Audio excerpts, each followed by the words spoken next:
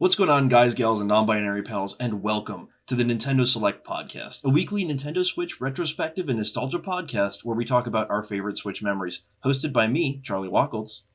And me, Tucker Hazell.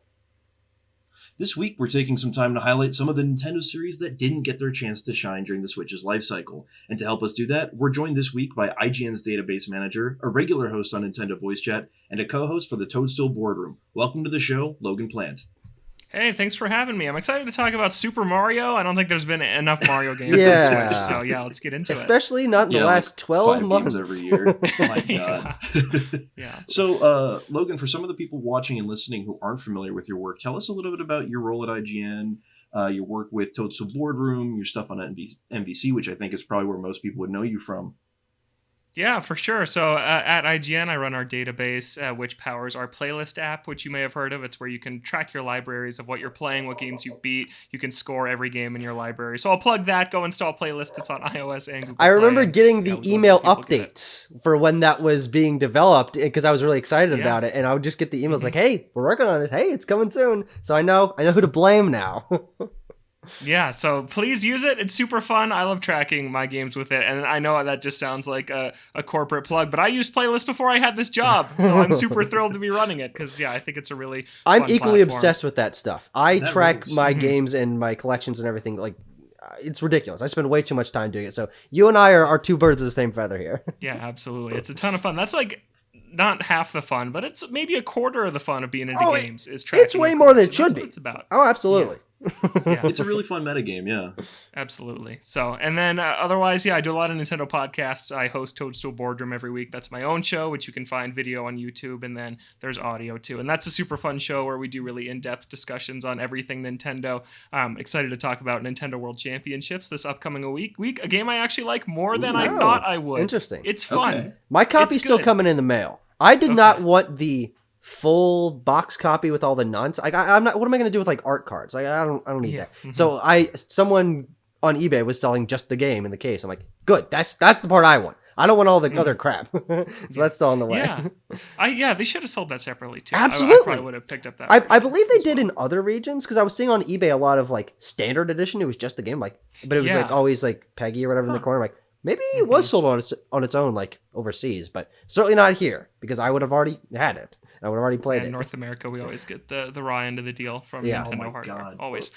And then, yeah, Nintendo Voice Chat. You mentioned it too. That's the show I do over at IGN, which I'm a regular member of the panel on, hosted by my good friend Seth, and that's a super fun show also. So I love talking about Nintendo as much as I can. Yeah. 2 hours a week isn't enough, Yeah. so I'm happy to be here. We'll have to co-opt some of those other NVC members, get them on here. Yeah, for sure. Have them join the NS cult.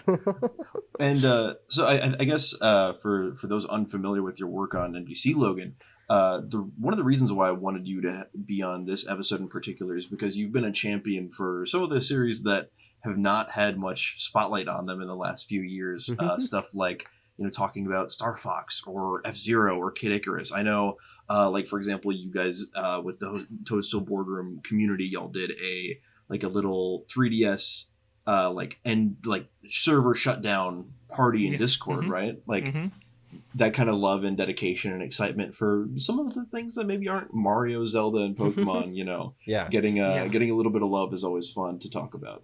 Yeah, no, we did do a super fun, kind of death party for the 3DS and Wii U online servers. We played Kid Icarus Uprising, Mario Kart 7, Super Smash Brothers for 3DS, and it was a ton of fun. I miss those platforms dearly. I loved them so much. And yeah, I think there's still one person that's living on Nintendo Network somewhere. They finished a race of Mario Kart 7 and they're just watching Lakitu wave the checkered flag, and it's just endless. As long as they keep their 3DS connected to the internet and charged, they're never going to get kicked off, which is pretty sweet. Yeah, I remember someone doing something similar That's for impressive. Splatoon 1 and just like leaving the server open or whatever. Yep. And I don't know if I think they stopped. But in my opinion, if you're doing it for more than a day, it's already impressive. Like, you don't need to still be going. That's just a waste of, frankly, your electricity in your house. Like that's racking up not a massive bill, but a solid bill. Yeah, it's something. Yeah, for sure.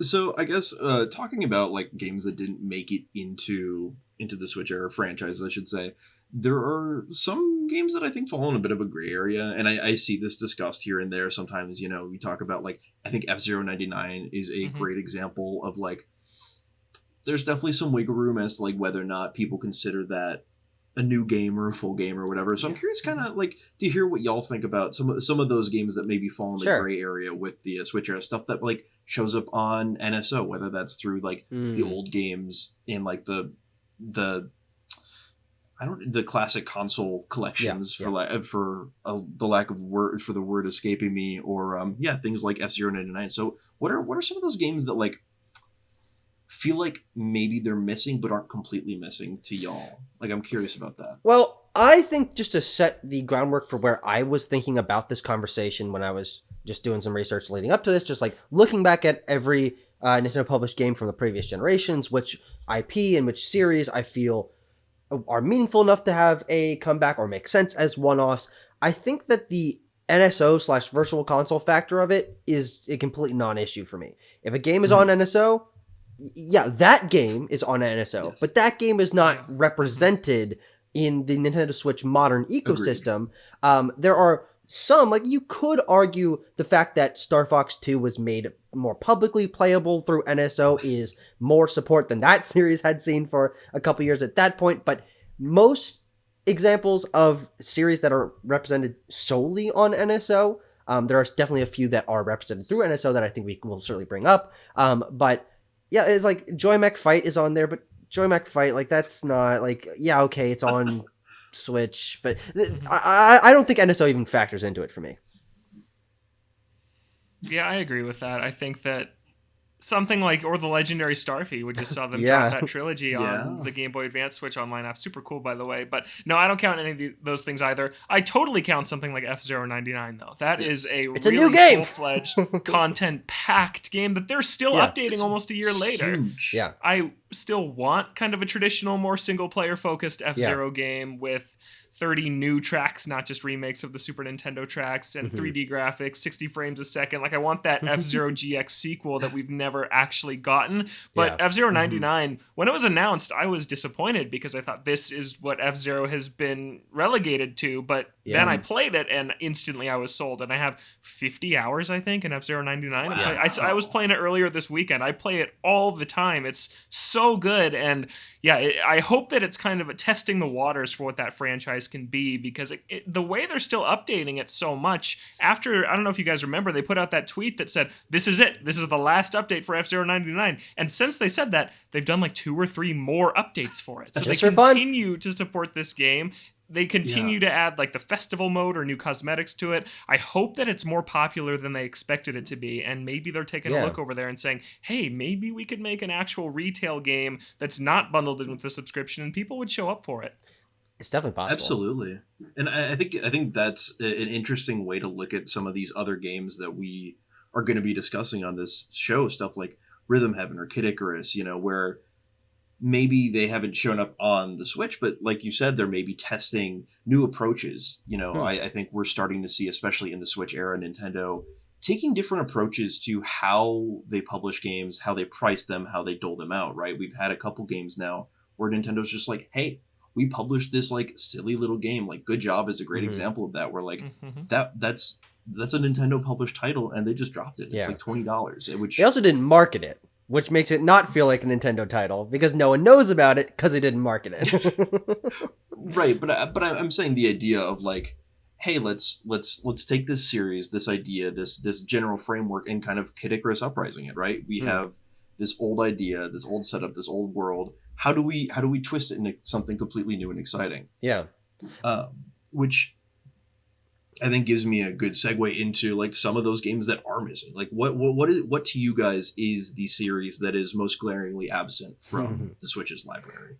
I've got a as far as Nintendo's concerned. I've got a small one, but a big one for me because frankly, I'm looking through this list of series that have not been represented on Switch. I think we can all agree here that they've done a very good job, especially reaching into weirder IP and reviving things and doing remakes and things like that, that have kept that breadth of IP very, very active across the course of the generation. But looking at the list of things that have not been touched yet, and we're going to cover them today, and the big list of things that end up coming up are things like Kid Icarus and Star Fox and Punch-Out and things like that. But I don't have any personal connection to any of those. I've played games in each of those series and I've enjoyed them fine enough, but I would certainly be excited for new games in all those series, and I think we'll talk about them more. But the one series that has received no new entries on Switch, that means a lot to me, that I would go bananas for, and it's not Donkey Kong. I know that sounds like I'm about leading into a Donkey Kong. It really thing. sounded like you were setting up for No, that. I just would go. I would just go ape. All right, I would go ape for Dr. Mario. Dr. Mario is a series that I love. I love Dr. Mario.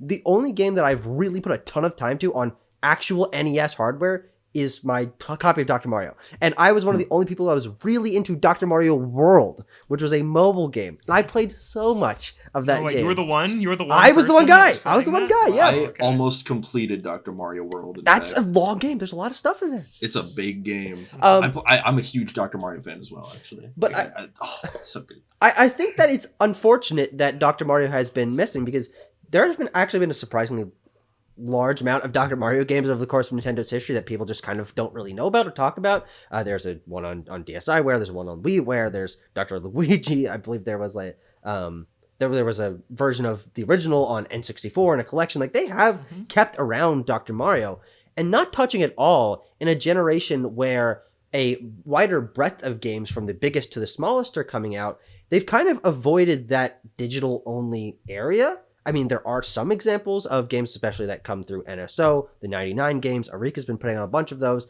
But where's Dr. Mario 99? Where's a little Dr. Mario funny puzzle game just on the eShop for $20, for $10? Like, there definitely is the space for it. And it's very unfortunate that they've just kind of pushed the puzzle genre to the side. Those downloadable only puzzle games that were huge for the Wii U, 3DS. Like, there were a ton of those. Dr. Mario is, in my mind, is like the main puzzle franchise for Nintendo, and they just haven't done one. Why not? I think there's a market out there for it, and maybe the market is just me, but I would be excited. Dude, I would pop so hard for Dr. Mario. That's would you go ape? Would you go bananas? I would go law school or medical school. Oh yeah. Oh my god, I can't believe I flubbed that. Wow. Law school what about for you? Dr. Mario. I'd go absolutely pills. Yeah, there it is. You'd You'd be Dr. Mario pilled. Exactly. That's the one you're looking for.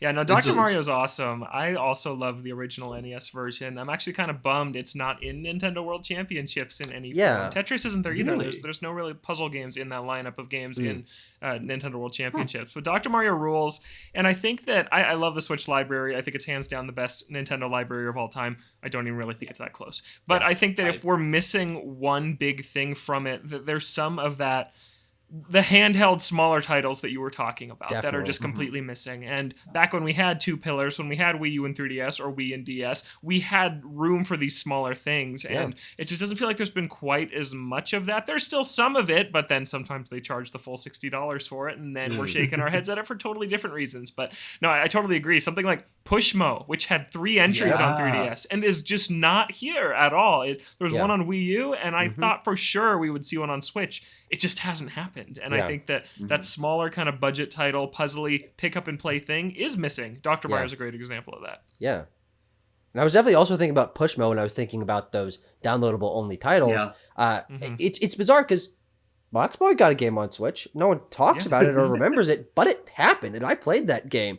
Why not Pushmo? And I think that for me, the drive to have them explore smaller stuff in new IP or revisiting old IP, I think that's where my hunger goes, because we've gotten so many of the biggest game in X franchise. We've gotten the evolution to 3D for Kirby. We've gotten the open world for Pokemon. We've got the open world for Zelda. Like, they have taken the big steps. I think it's more interesting when they take the smaller steps, when they bring back F-Zero, not with a, game that cost $50 million to make and has a big team and they're outsourcing big work to it, but in a smaller version that is based on the Switch Online. And I want them to do those revisitings. And so the more IP that I'm going to be talking about are not the biggest stuff, but more things that fit in that handheld area, as you were talking about, Logan.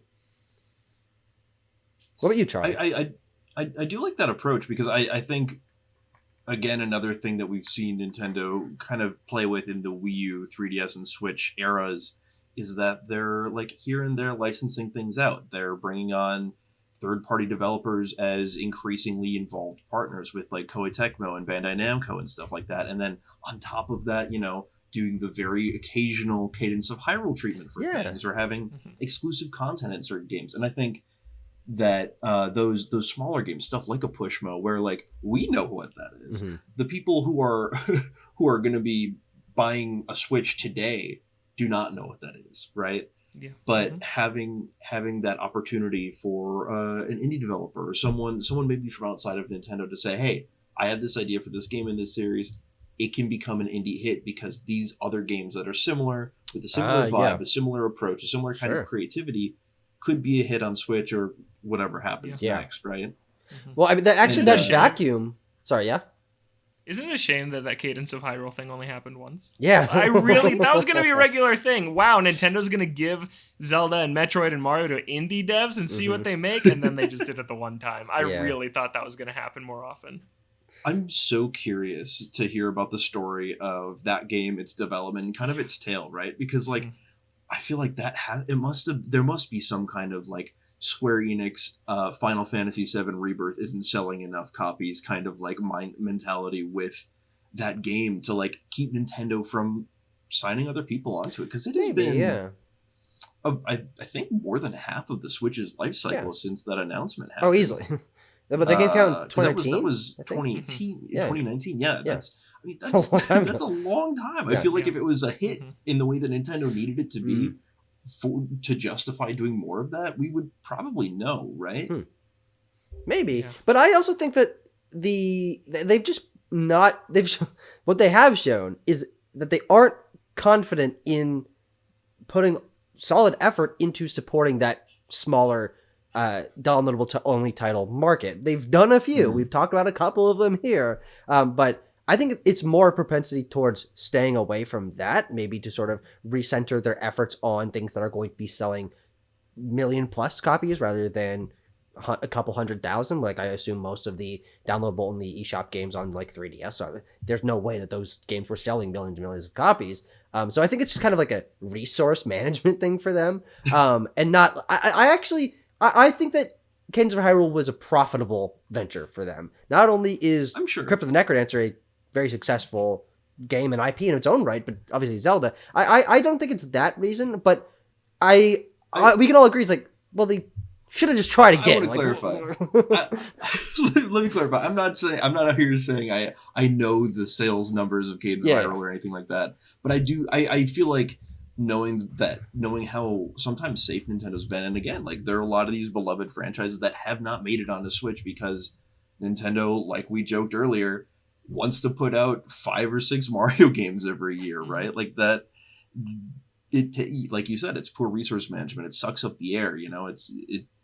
It doesn't always allow for some of these riskier properties to show up. But even like some of the bigger stuff, like I know we've already mentioned both Star Fox and Kid Icarus, but I mean, they have characters playable in Super Smash Bros. That's the best-selling fighting game of all time. And these people who probably would be like maybe interested if they had a demo, I'm subscribed to Switch Online because I want to go play Elite Smash at 3 frames a second and lose because I can't jump out of the way in time from an attack, but like the attack is coming from this cool bird guy who has like an attitude. What's up with him, right? Like where is that? And we have Star Fox 64. Yes, we have Star Fox 2. We have the original Star Fox, but like something new. These games that are on the bigger side, I think it's more shocking because we've seen some of these other smaller series get that love, right? Yeah, we know that Nintendo doesn't really like to make a new entry in something unless they have a unique hook for it. And I think that they have not found it for Star Fox. And when Star Fox Zero came out and was what it was, I think that was kind of the final nail in the coffin for that franchise, at least for now. Really? I don't see them really returning to it. And it's a Ubisoft game. We got to call out Starlink, though. That had a Star Fox campaign. Those characters are in that. True. Star Fox, I would say that is the best version of a new Star Fox game you're going to get on Switch. And people actually liked that game decently enough. I didn't play it, but I think that some people did like the Star Fox content in that game. I got the full R-Wing box set for Switch for like $5 at a Best Buy like 2 years later. It's still, I never opened it, but it's there on my shelf somewhere. But I actually think that that is an interesting point. I think we combine the being wary or not wanting to put effort into a new game unless they have a distinct idea for a new entry. I think we can also combine that in some way with their drive to only make games that cover will only make one game that covers like a specific niche per console.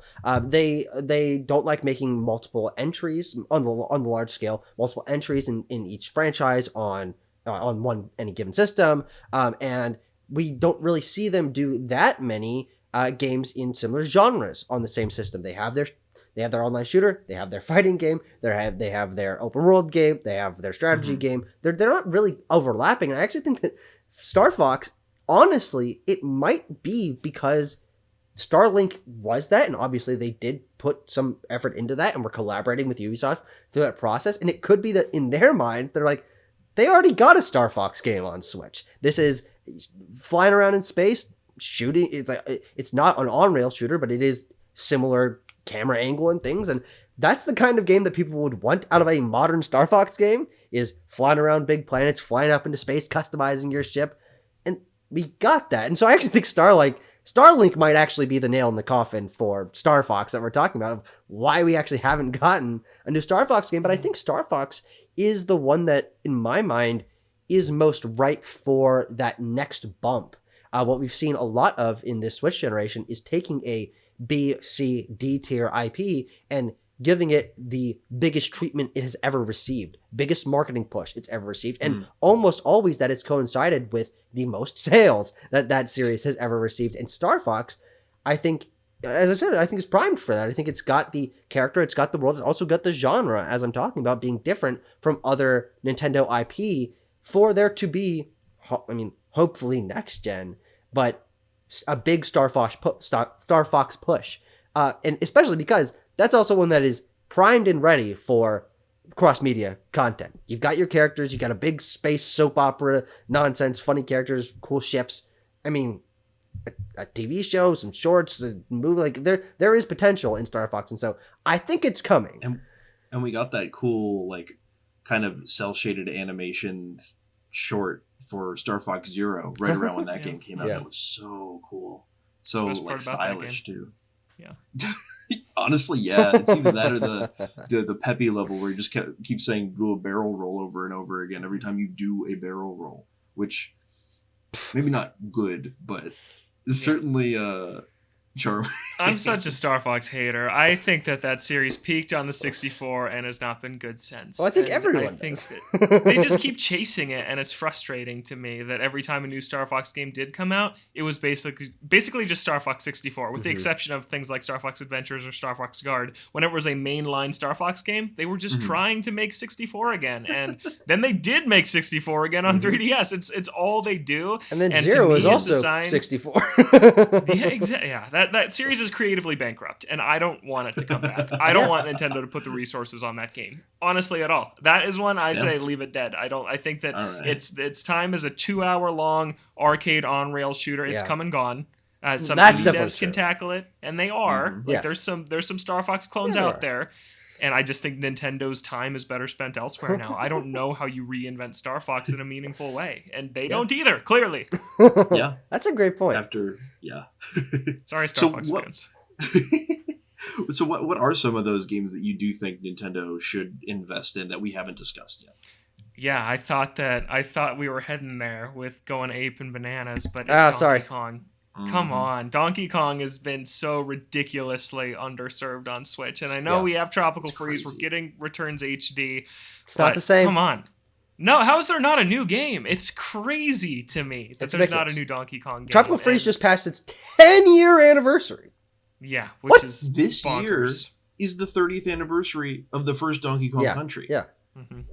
Maybe we got a tweet about that, I think, if the anniversary already happened. Yeah. And then next year is the 40th anniversary, I believe, of Donkey Kong, the arcade game. Yeah. And so here's the theory. Here's the theory, ladies and gentlemen. Next year is the year of the ape. The theme park is opening. They're working hard on the next Mario movie, which I would bet will feature Donkey Kong in a more significant capacity. And here's the rub, ladies and gentlemen. The DK returns January of next year. I think it's January 21st, 25th, something like that. that's beginning of the year, very, very beginning of the year, not impossible that we get a brand new Donkey Kong game for the holiday season next year. And here's the rub. Here's the kicker. Way Forward. No, sorry, no, not Way Forward. Sorry. I'm getting my wires crossed. Platonic develops a new 2D Donkey Kong game. Ooh, I don't know They made Yooka-Laylee and Impossible Lair, which is what everyone says is the new gold standard for a modern Donkey Kong Country ripoff. Hey, hear me out.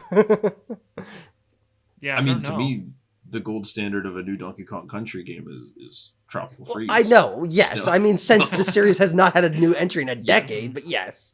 Yeah, that game's sadly not new anymore. I would love that. I don't know if they pull out the Donkey Kong card in the year where their new console's coming out. That seems like the 3D Mario card maybe. and the Mario Kart card. And yeah, I don't know. I think Donkey Kong I could see a couple years down the road. And you're right. They are opening a theme park and they are doing another movie. And they're giving this dude an entire wing of their theme park and he doesn't have a new game on their flagship console right now. It's just ridiculous. Interestingly enough, I think that is the exact reason why I think that a new game will still come out, if not next year, within the next 18 months or something like that. Because just having one Donkey Kong game on the shelf of their store in the park is not a lot.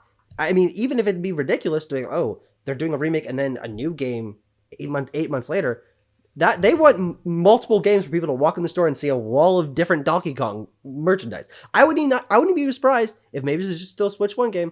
I would not be surprised if there was a Donkey Kong spin-off also next year. I'm going full in on the ape. I so desperately want to agree with you, but it's the 40th anniversary of Super Mario Brothers next year. Like, if Nintendo's doing one of these themed anniversary years, it's probably gonna be Mario. Like, again, yeah. Yeah. 3D All Stars 2 with Galaxy 2 and 3D Land. There we go. Please. Man, I need Galaxy 2 so bad. What do y'all feel about Chibi Robo? That's a game that I've heard come up in these discussions, but I've never personally had any experience with. Logan? I've never played it. Yeah, I have the Chibi Robo amiibo from the 3DS Chibi Robo Ziplash, but I never played it. But did either of you see that they're doing that? Some of the people that made Chibi Robo are making that spiritual successor to it? Yeah, Co-Robo. Whoa, really? That was just announced last week. Yeah, they're kickstarting. Really, really cool. They're kickstarting. Amazing. Welcome back, Mighty Number 9. Oh, no. Oh, no. Please. Josh. But I have played Chibi Robo. In fact, I have played most of the original, and I've played almost all of Ziplash, and of course that's a little bit different, but I have some experience with it, and I've always liked Chibi Robo in the just absurdity that and frankly creativity that the series has really experimented with. No two of the games really play the same way, and even though it has sort of a similar conceptual aesthetic and idea to something like Pikmin, I think that the adventure game in a small world is really, really interesting. But I think that, frankly, if you had asked me 1 month ago and we were just coming off the heels of Endless Ocean coming back and another Code coming back and things like that, I would have been like, hey, Chibi Robo has a chance.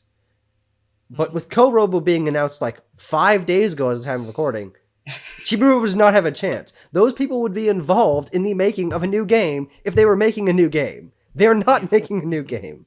So they're obviously trying to do what they can to obviously give themselves relevance and bring back what they love making in some way. But I think that is one that I think is completely dead, especially because Skip is dead and we don't really see many, outside of Mario and Luigi coming out soon, we don't really see many. Once especially Nintendo studios are died, they don't really go back and revive those IP. And I think you can apply that to another Code is that also though. That's Arc System Works making something from Sing that's dead. So they're doing it this year a couple times. Although I do think that in some way, some of the original creative directors or some people from the original Another Code games were involved in Recollection. Yeah, they're at Arc System Works now, and they pitched Nintendo on it. And see, that's the exact thing of like, there's a connection there, but Co-Robo would have been that connection. And yeah, maybe they did pitch Nintendo and they just said no. Of course they did, absolutely. It's very, very likely. Totally. So speaking of pitches, one of the things that I really wanted to get into in this episode is talking about maybe some of our pitches for what we would like to do, what we would like to see from some of these series that are missing from Switch. I think Logan, you and I are on the same wavelength about an F-Zero one that I've heard you talk about on air before. Yeah. And I want to hear. I want you to pitch this to Tucker if he hasn't heard it. I have not. Well, first of all, when you said pitches, I thought you were going to say Mario Baseball, which is something I also desperately want back. You're right. Yeah, that's something I'd love to see. Would you go bananas for that? What'd you say? Sorry? Would you go bananas for that? I would go bananas. We're keeping the bit going. We're keeping the bit going. They would knock it out of the park if they made another one. But I got to give you my pitch for what I think would be the greatest video game of all time if they made it, which was for Nintendo to partner with RGG Studio, the developers of Yakuza. And formerly, they helped work on F-Zero GX and AX way back in the day when they were a completely different studio to make a new Yakuza Like a Dragon style F-Zero game where you play Captain Falcon in this open area mute city, and it has brawler combat that takes inspiration from his Super Smash Bros. Moveset.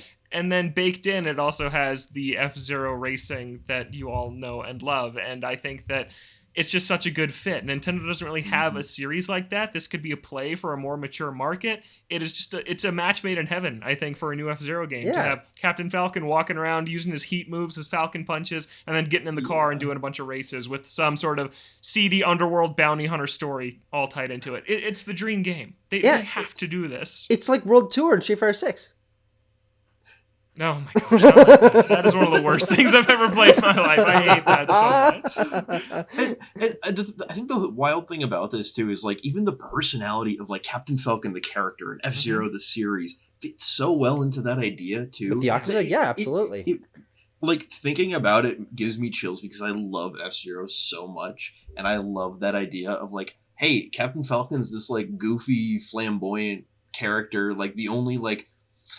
He looks like one of the only like regular human beings in Super Smash Brothers, and then he's just like this like kind of weird bounty hunter guy who's also like a speed racer knockoff. It's great. It sounds awesome. Yeah, I actually really do like that idea because F-Zero is the prime example. I believe this is where the quote came from of them not wanting to make a new game if they didn't have an idea that would differentiate it from previous entries. And of course, I would say that to some degree, I think that mindset is healthy, but I think it needs to be reined in a little bit because it's been so long since a new F-Zero. If you just made a new F-Zero in the style of X/GX, it wouldn't be a problem. It would sell decently well. But I like the idea of giving F-Zero the complete genre of reinvention of things that the Switch era has really started doing to many series of twisting them just that little bit. Of course, this would be a major twist, but the idea is definitely there. And interestingly enough, F-Zero tied to Captain Falcon, tied to Smash,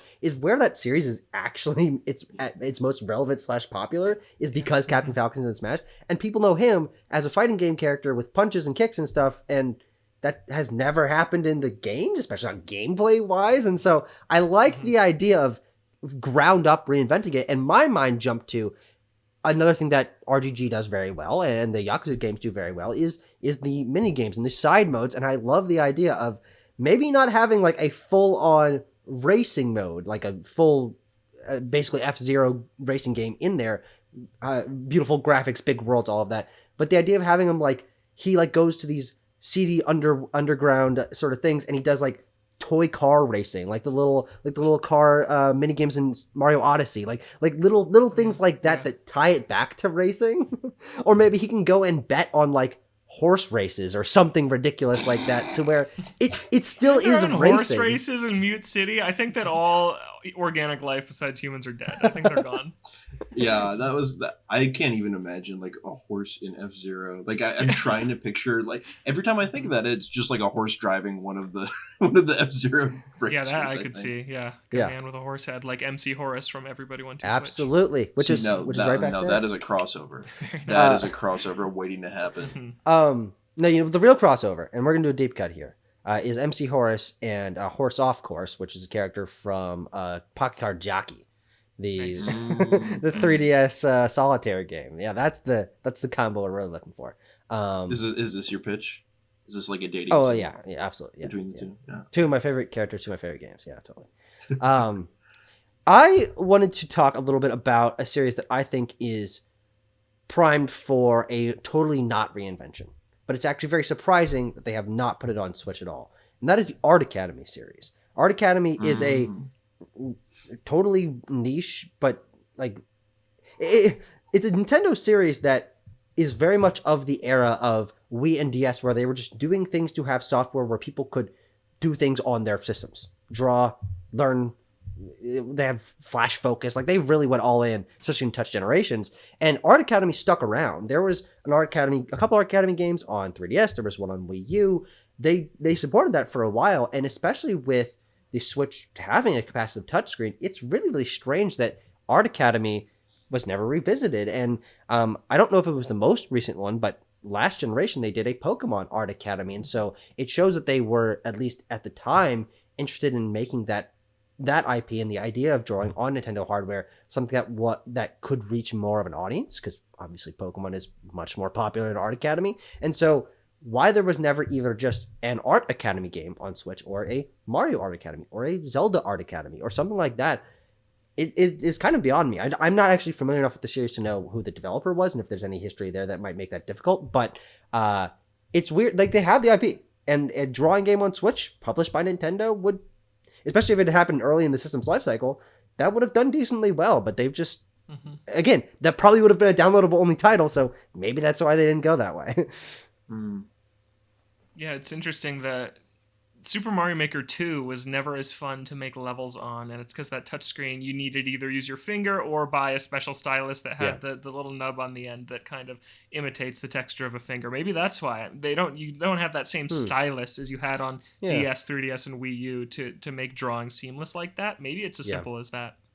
Definitely possible. And I think it's also not just that the drawing is seamless, but I think knowing Nintendo's kind of like shtick, I feel like it makes a lot of sense that they might have tested something internally and were like, oh, this doesn't have the same tactile feedback, right? As using a stylus on the Wii U gamepad, on the 3DS, or even like doing having the novelty of doing like a motion control drawing thing with the Wii remote.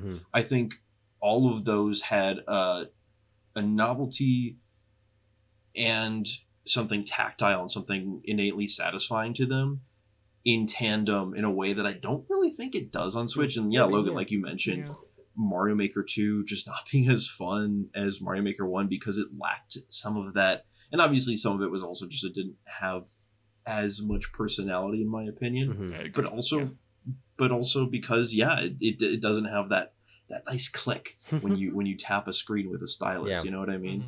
And really that's just based on the screen that they chose to use, and the fact that it wasn't as the screen is not it's not the same material as the ones that the Wii U, 3DS, DS all were, and those were a lot more durable. But let's be honest, it's something they could be considering for the production and build quality of their next system. And so I would not be surprised if there is a stylus that slips into your Switch 2 that you can take out and play games like an Art Academy. So that, I mean, I'm just realizing this, but that does feel like it's something that's missing, especially from the lineage of what has made Nintendo so popular in the 21st century is the DS and 3DS and the Wii U and styluses, and the fact that they sort of popularized that.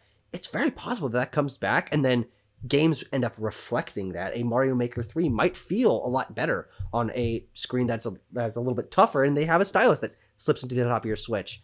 Art Academy could easily come back, and so maybe we're onto something that I honestly I've never heard of anyone talking about this for like Switch 2 thoughts or rumors or whatever, but I think that's actually pretty likely. It'd be fun if that came back, because I think with the Switch, Nintendo was trying to get as far away as they could from having their stuff look like their past stuff. So they ditch a lot of these things. One of the things they ditch is that touchscreen with the stylus. They replace it with the one that has multi-touch. The other ones didn't have that, so that is something they gained, but nothing really uses that very much. So I'd love to see a stylus come back. That would make like backwards compatible things, like how on Wii U you could play DS games, flip the gamepad sideways and play DS games that way with the two screens, and they could do that on a Switch 2 and bring some DS games back. Like, give me Kirby Canvas Curse on Switch 2, DS Virtual Console, things like that. I'd like to see it. I don't know if we're going to. I'm still super in the camp that Switch 2 is going to be very just iterative. It's just Switch 1.5 basically. I really think that's what it's going to be. I'd like for them to be a little crazy with it though. I don't think actually a stylus style touchscreen, including a stylus, I don't think that is complete reinvention. I think that's the nice middle ground between feeling like, oh, this does set it apart from the Switch, but it would look, like hardware would look the same, and it would just have a little slot for a stylus on it. So I think it's a nice middle ground. I want to agree with you so much, but I think functionally that doesn't make any sense because you have to have the Switch docked unless you were casting the Switch to like a Fire TV stick style thing and always have it in your hand like a gamepad. I think that runs completely in the opposite direction of like what Nintendo did hardware wise with this generation, which is making it something that is very close to a console when it wants to be a console, and exactly that, but in a handheld when it wants to be a handheld. And as cool as I think that would be to have kind of the multi-screen thing going, as a child of the Wii U era, as someone who like got into video games because I like when I was like 12 years old I got a Wii U, but like I just don't see it. I just don't see it. And we can get off topic and talk about Switch 2 as much as we want, because boy is that exciting, even though there's almost nothing to discuss news wise about it. But I just don't see it as much as I want that weirdness to come back a little bit. It's totally and obviously we'll see. But I think that the idea that they have these kind of latent IP that would definitely facilitate having some sort of difference in hardware, and there will be some difference in hardware, and I think that some of the IP could return and reflect that, even if it's not something like Art Academy that would require exactly what we're talking about. But most of the examples of other ones that I came up with were more in that being forgotten in the Wii and DS era, because I think that actually that's maybe, even though Switch is certainly my favorite library and certainly my favorite era in terms of games that I love, I think that Wii and DS especially, I think, are probably the most interesting era in terms of when you look at the library of just ridiculous amounts of published titles.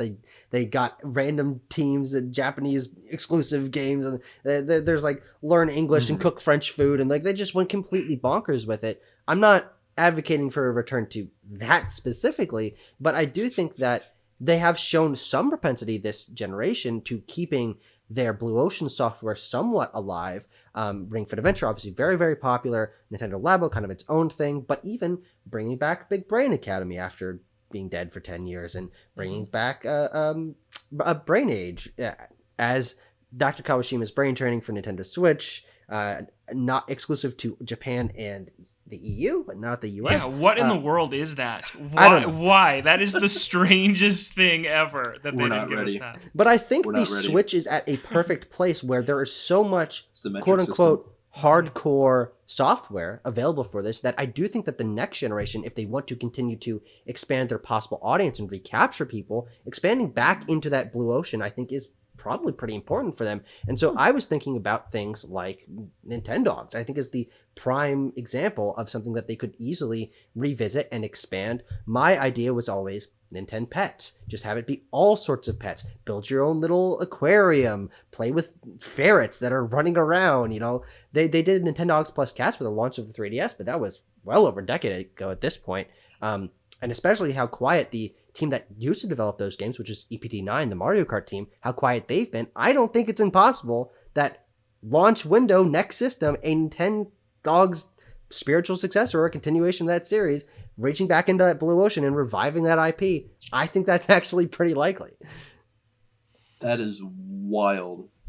That was actually going to be my next pitch, was Nintendogs. Really? I'm totally with you. And not that I think it's going to happen, this. but that I think it's crazy that it hasn't. Because exactly.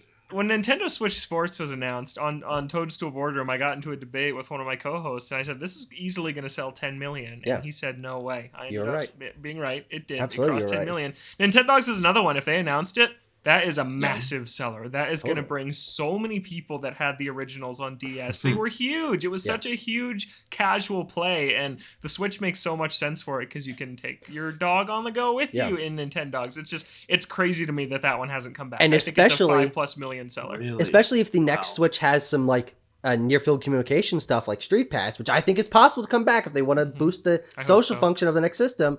That is another thing of little play date with the dogs, with the people walking around. I don't know. But it writes itself. It writes itself. I'm over here like, I want the Puyo Puyo Tetris guys to make a Dr. Mario game. This sounds very interesting. This sounds very Here's the other thing is, you might say like, they did so many of those Nintendogs games, and that was kind of the era where touchscreen and portable gaming was a little more of a gimmick and was certainly more popular because of that. And I don't think necessarily a new one of these would recapture the exact same kind of fervor that those games had, especially around the launch of the DS. But the taking care of a virtual pet thing is something that has resurfaced for the entirety of games history. It goes away and it comes back. It goes away and it comes back. And then suddenly Sony tries iPet, and then there's Connectimals, and then you got Nintendogs, and you got Tamagotchi all the way back in the day. And so I think it's high time for this. Like, when was the last time a major publisher made a taking care of pets game? I think it's been a while. Palworld. I guess that's true. But I think that this is something that could resurface and recapture some energy, because it's been a long time since one of those has been majorly pushed. Yeah, it's true. It'd be a big seller. It would. There's some Nintendo spiritual successor on Switch. I don't remember what it's called, but I'm some sure there is. Just put out something that's basically a Nintendogs a couple of years ago. I feel like I also saw one. It was from like one of the like smaller third parties. Like, it wasn't fully indie. It was like one of those studios where it's like, oh, they made this game that I played on like my Wii like 15 years ago that my aunt got me or something like that. It's like one of those kinds of things where I feel like these, you have these studios making the generic store brand version of Nintendogs and probably making a very small amount of money off of it because Nintendo's Little Friends, Dogs and Cats. That's it. Mm-hmm. This is probably what you're thinking of. And let's see, where's the development team on this? Fire Shrine Games. No, that's not. You don't know that team. I don't. They made this game for $50 in 2019. Oh, Little Friends Puppy Island came out last year. They're continuing the Little Friends series. Wow. Okay. There's a hunger for it, apparently. Maybe they need to do an island-themed Nintendogs to compete. Yeah. Otherwise, they won't stand a chance. On Woohoo Island. Come on, bring it back. Absolutely. Okay, now in we're Spoko cooking. Square. Bring back the Frisbee game. Spoko Square sucks. Okay. It's the worst setting in any Nintendo game of all time. It is just the most generic thing. I can't even believe it. That we went from Woohoo Island to like a mall. Yeah, exactly. It feels like any mall outside of a major metropolitan area in the year 2022. Like millennial coffee shop coded Wii Sports. They coffee shop defied my Wii Sports. Big vaulted ceilings and an outdoor with like iron girders and string lights. You want to know what hot take of mine though? A lot of exposed brick. Want to know hot take of mine? Yeah. The Chumbara background for Switch Sports, I think, is one of my favorite environments Nintendo's made in the last decade. What, just like the gym? Yeah, just like, well, there's like these like shipping crates that are also like restaurants, and they've got these vines that are like red and green in the background. Okay, like, I'll have to take a closer look then. There's something special about this. I don't know. Okay. That's it's just a weird thing that gravitates my eye. Okay, I understand this, but I still feel like I'm in like a Barnes and Noble that has just like a massive pool in the middle of it or something. That is what I don't know what kind of Barnes and Noble you're going to. It does not look like Spokane Square. Oh God. Logan, do you want to bring up any other? I'm sorry I stole your Nintendogs idea. That's all right. I got so many in front of me ready to go. Perfect. Rhythm Heaven. Come on. Rhythm Heaven. Yeah. It is such a shame that one's not on Switch. Mega Mix is one of the best 3DS games. It came out so late in the life cycle, and it absolutely rules. Like, it and WarioWare Gold are both like the peak of those two franchises, and WarioWare continued on. We got 2 entries for it on Switch, and I liked WarioWare Move It enough, but I wish that slot had instead been a Rhythm Heaven. I think that it's nice. WarioWare has always been kind of split between the handheld entries and the console entries, and the handheld entries have been this one-button control scheme. That's get it together, and then something like Smooth Moves was the console entry, so they kind of kept both lineages alive on Switch, which I like, because that's something I don't want to see the handheld iterations of these franchises die as we move on to just Switch hardware. Like, that's why I'm so excited for Echoes of Wisdom. It's a top-down Zelda on a home console. Things like that are great. But I don't want to see these old handheld franchises die, and Rhythm Heaven is so quirky and so special and so Nintendo. It is just such it's one of my favorite things they make. It's so weird and wacky and fun and addicting and hilarious, and even just a Mega Mix port I would take, because it's just such a great game. But a new entry I'd love to see. Here's an interesting thing. So I did a lot of research the last couple months on the structure and history of Nintendo's internal development teams. The only reason my channel has over 1,000 subscribers is because I put out a scripted video breaking down all of them, and that goes on 100,000 views. And so the team that made Rhythm Heaven was SPD1 from in the mid 2000s, and SPD1 after the restructuring became EPD1, and EPD1. It was a support team. They helped do second party publishing. They work with Intelligent Systems and HAL and Pokemon Company, things like that.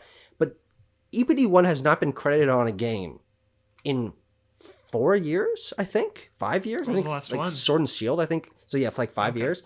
It's just somewhere around there. And I don't know what happened to them. All of their assistant duties went to EPD2, which now just does basically everything in a second party capacity. SPD1 is it's in the ether. No idea. It is not impossible that they have been cooking up either some sort of new IP, multiple games. The team presumably still exists unless they were just completely dissolved into other teams. But I think that if that talent is still at that place, I think a Rhythm Heaven game could come from them. Do you think because they're we haven't heard about them. Mario and Luigi Brothership? That would be very interesting if it was an internally developed game. That would be very, very interesting. That's my top guess for what they're working on, because Nintendo's being Nintendo and not telling us who's making what, which is annoying. But that to me looks like that a lot of people from Alpha Dream, I think they picked up. I don't know. You say 4 or 5 years. I don't know. Maybe they've been cooking Mario and Luigi this whole time. Yeah, very possible. But I'm just trying to give you hope for Rhythm Heaven that I hope so. There technically is like the gap there. It's not like it was only Intelligent Systems making these games. Intelligent Systems, what a workhouse! God dang, like they just keep putting out games. Yeah. But there's another place where Rhythm Heaven could be, which is why I'm just like, and that's another series that it fills a totally different niche. It's a totally different genre from the other things Nintendo's published. They haven't put out a rhythm game this generation. Is one slipping my mind, or is that just like fitness boxing or whatever Christ, is the closest they've come? Yeah. But I feel like a new Rhythm Heaven, especially one that like maybe takes advantage of some new hardware that comes out in the next year, could be really cool as like a pack-in showcase. And then hey, everyone knows what Rhythm Heaven is now, and it's more charming and less horrendous than everybody's 1-2 Switch 2 or what have you. And I think it does, like, if you use the hardware correctly, you've got all these different kinds of mini games, some with motion, some with button presses, some with tracking vibrations, some with, like, let's say the IR camera is still there. Maybe there's like some kind of like motion where you're like hitting something else, or I don't know, but I feel like there's so much freedom and so many possibilities that come from just toying around with hardware when it comes to something like the Rhythm Heaven games, where it is so like the gameplay loop is so concentrated for each mini game into like something as small as it is, right? Yeah, absolutely. Charlie, do you have another one that you want to go over? So I did make a joke about the Puyo Puyo Tetris Dr. Mario thing, and I really do think that would be really freaking cool. Just like the combination of just like, have y'all played Puyo Puyo Tetris 1 or 2? Enough. Not much, but yeah.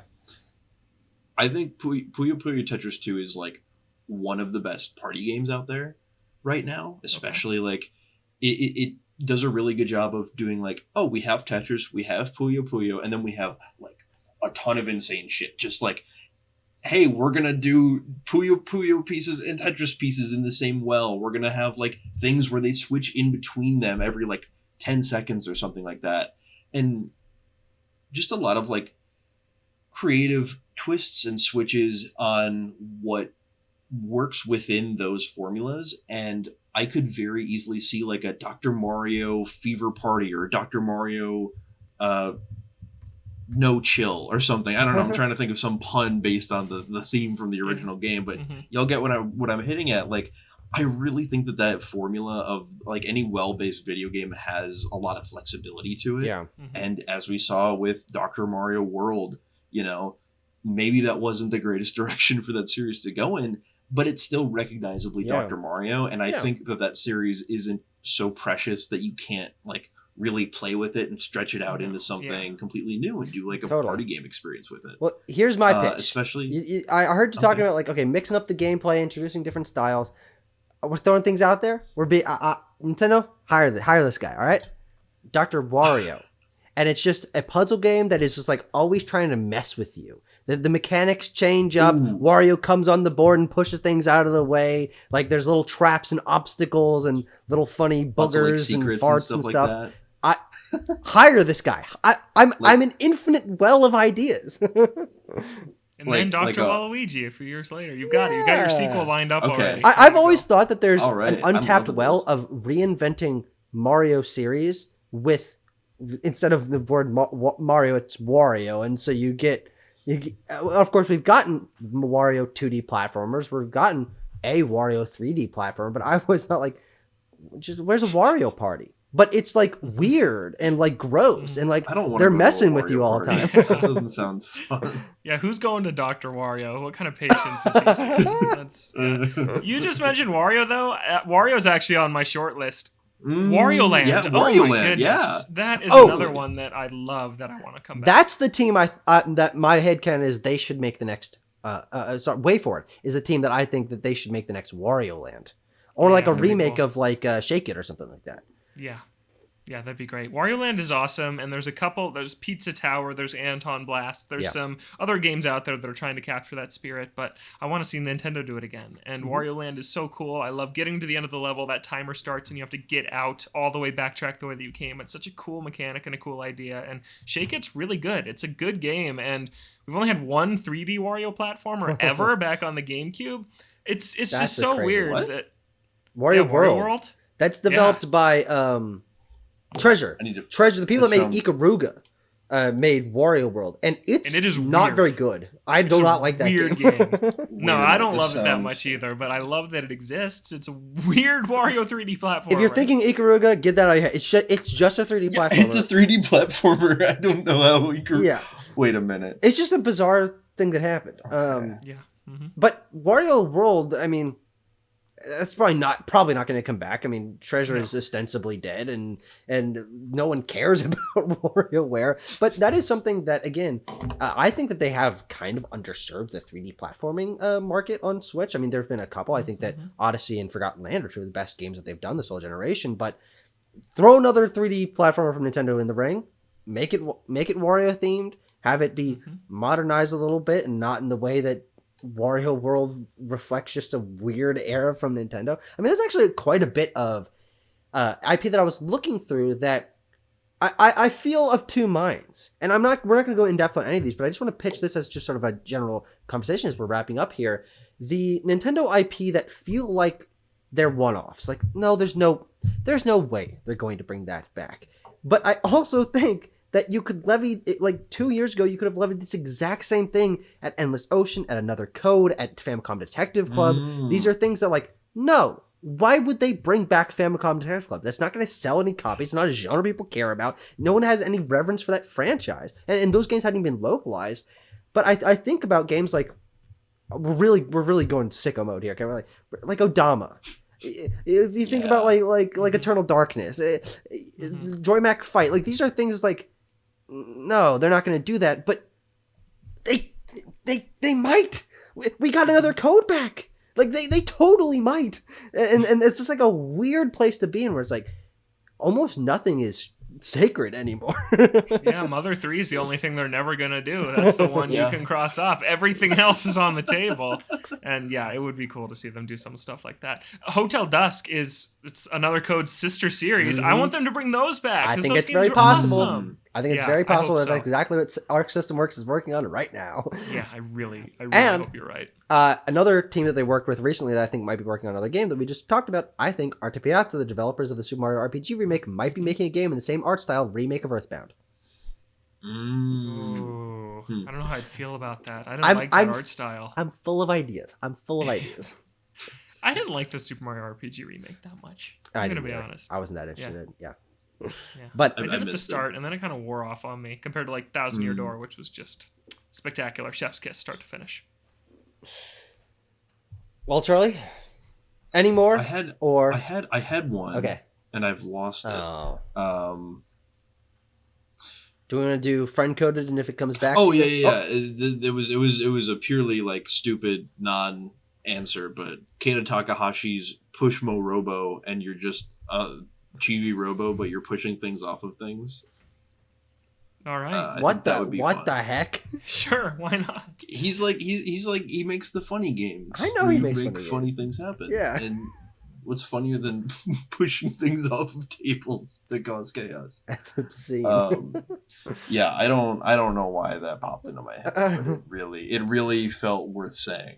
I have two more that I just want to quickly mention, that I actually do care about. Two Wii series that I actually like, and that is Excitebots, and that is Pokepark. And I think those both have a place somewhere in Nintendo's modern lineup. Pokepark is so whimsical and clever, and especially on modern hardware with an expanded roster of Pokemon. I think there's absolutely a place for that. Not that Creatures, who developed those games, it has a particularly strong track record. They just put out Detective Pikachu Returns, but maybe next gen, maybe. And Excitebots, which I think is my favorite Nintendo racing game. That game is actually a lot of fun and whoa, that's really a huge creative statement. That's crazy. That is a take, man. I play now. This is under the auspices of I don't really like racing games that much. Like I don't have a particularly affinity for them. And Excitebots is just weird as hell. You are a transforming car into animal thing, and you use the motion just controls. like Star Fox Zero, yeah. Oh, Jesus. And the greatest part is you do mini games during the race. And so you're driving around the track and your car picks up a giant pie and you have to throw it at a clown's face, or you have to play darts, or you have to play soccer during the race. It's so cool. And the terrain is like forming up and down. And your cars go so high in the air. The track becomes almost like non-existent. It's Nintendo's best racing game. Okay, that's totally different than saying it's your favorite. That's crazy. That is fascinating. That is fascinating. And sounds cool, though. neither of you have played it to confirm if I'm right or wrong. Yeah, but I have played Mario Kart 8 Deluxe and can probably confirm that you're wrong. Right, probably the greatest racing game Oh, God. of the last while. Yeah. Bring back Yeah, Excitebots, probably Nintendo. Tucker, you said you had one or two more? Was That that the last one? Yeah, Excitebots and Pokepark, yeah. Understood.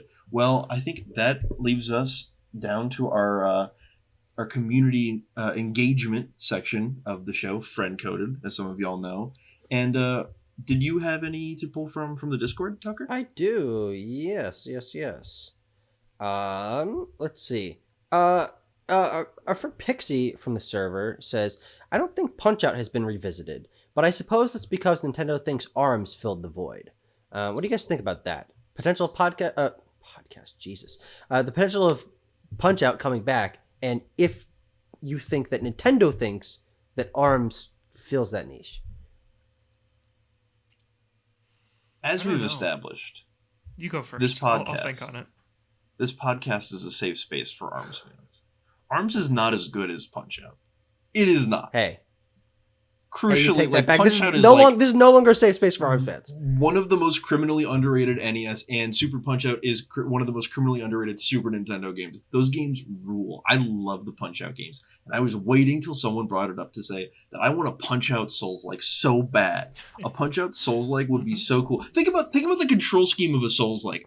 You got your heavy attack and you got your light attack. You switch that around. You got your light attack and your heavy attack. You switch that around to the bumpers, right? Your punch, and then you have another kind of punch on the triggers, right? Movement, locking camera, dodging, ducking, different kinds of blocks, different kinds of dodges, different kinds of directional attacks, different kinds of directional inputs.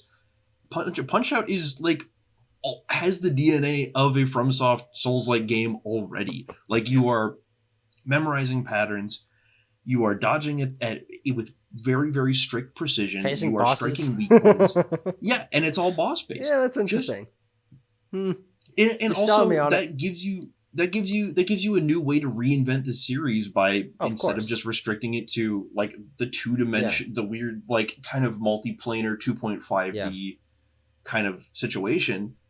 Do a 3D Punch-Out game. Like I say we put RGG on it, make it open world. Okay, all right. See, now we're talking big money right here. This is But seedy no, underground kind of criminal organizations, you know.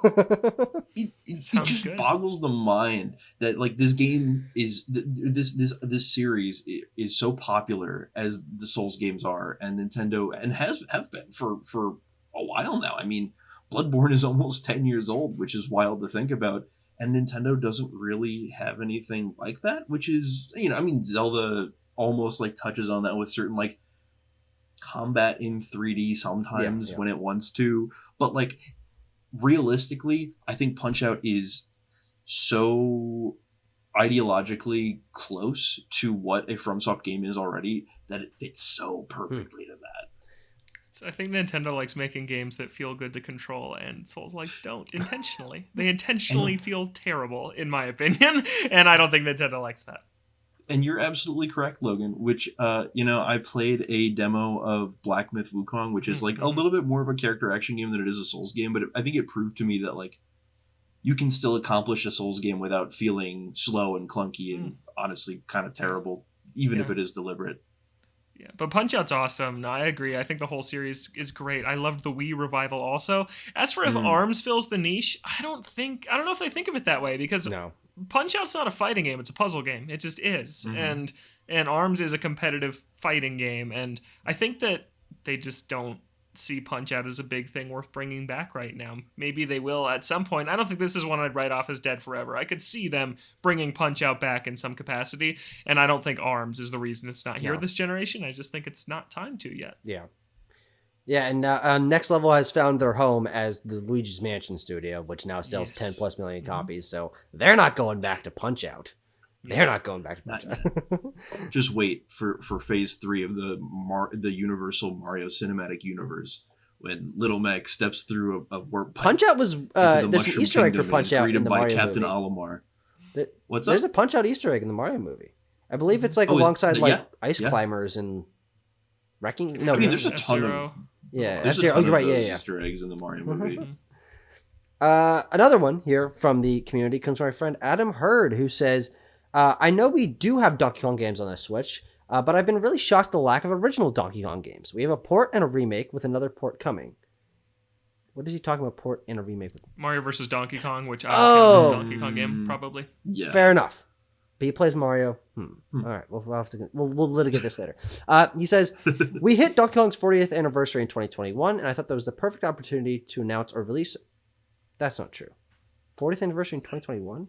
That game came out in 81? What? In the arcades, I guess. Oh the no, original Donkey Kong is I'm getting a lot of dates mixed up. Okay, yeah, you're right. I'm sorry, Adam.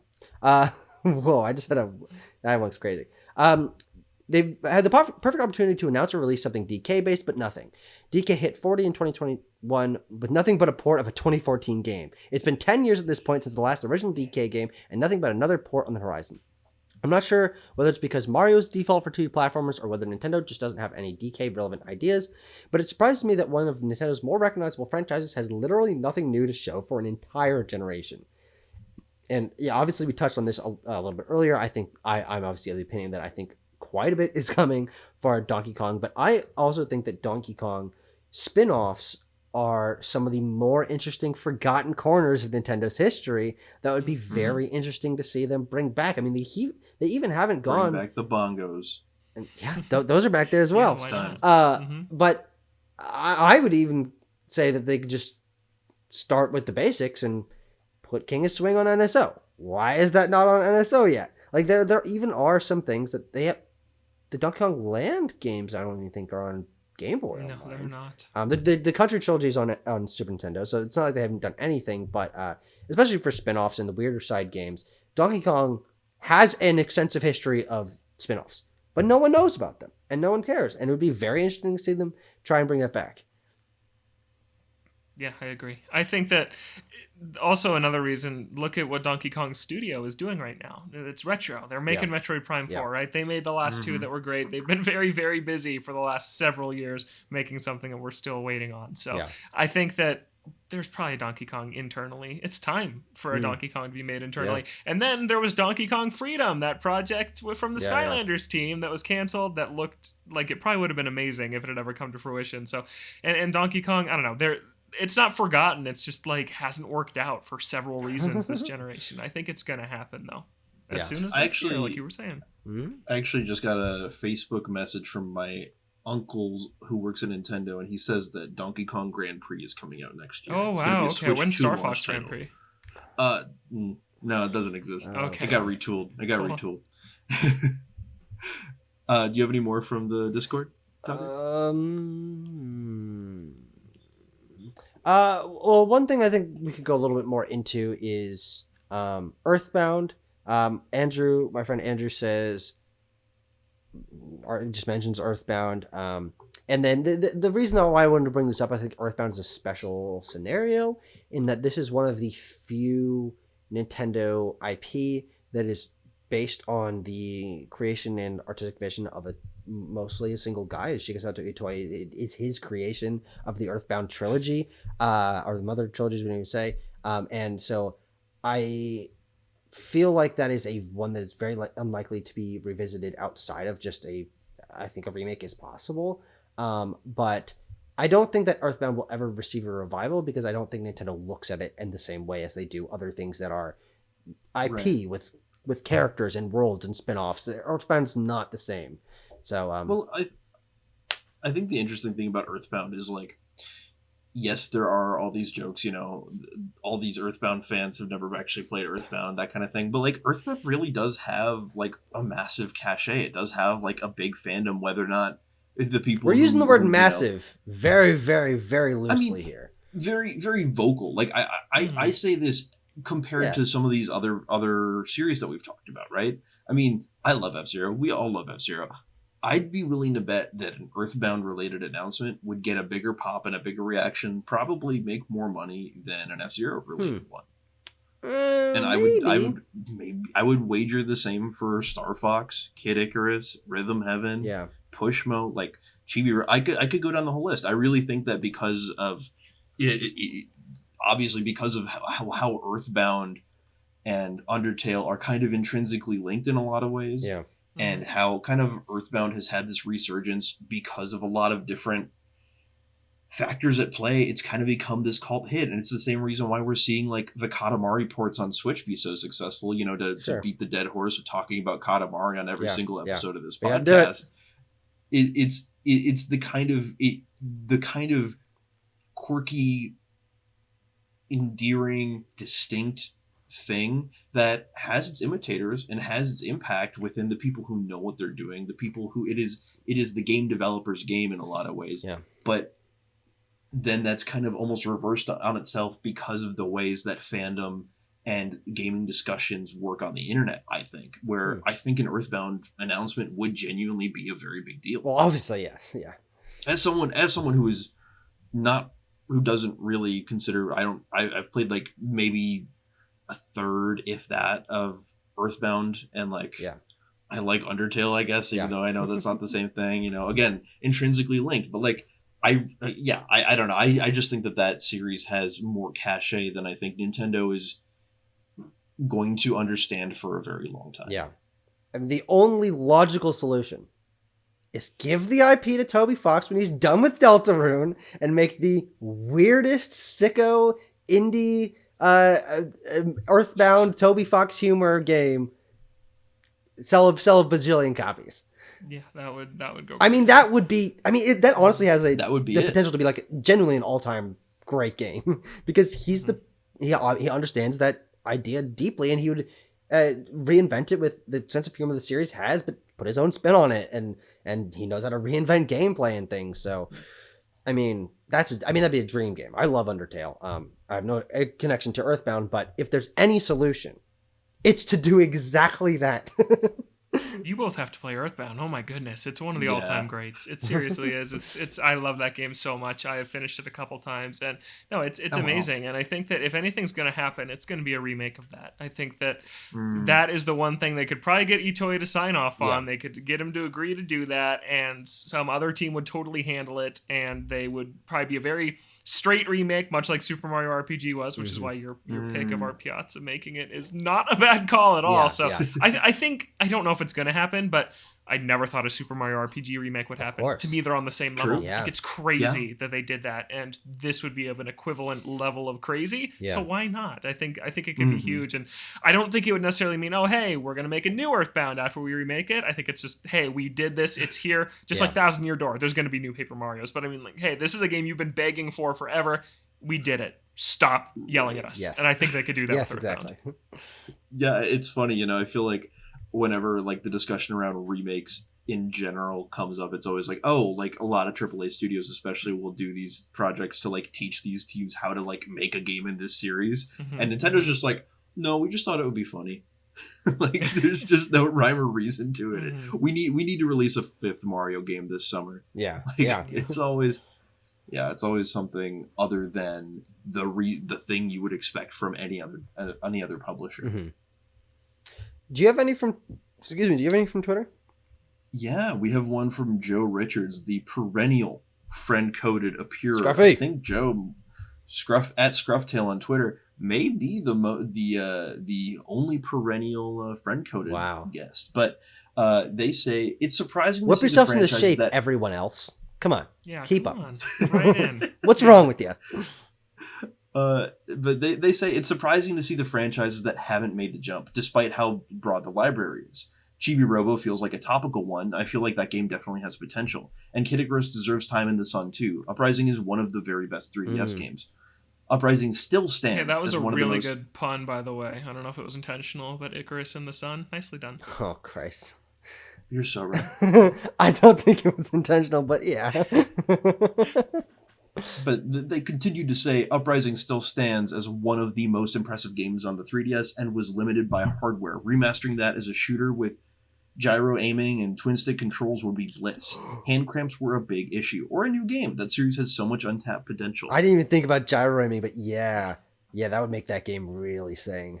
Oh man. What do you mean? This is unannounced Bandai Namco action remake. Oh yeah. I hope so. It better be. It has to be. Please. Really I have hope so. all my money My on that. God. Yeah.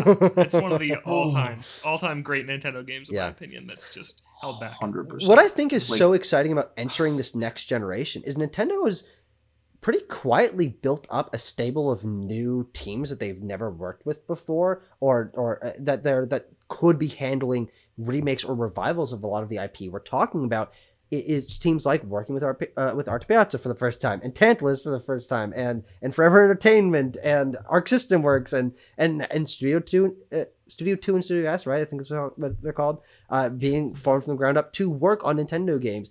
There is a group here that is not, okay, we have to take Intelligent Systems off of doing Fire Emblem and put them onto Rhythm Heaven or whatever. There's a group that they can work with here to fill in that back catalog a little bit more. And that's what they've been really good at the last 2-3 years.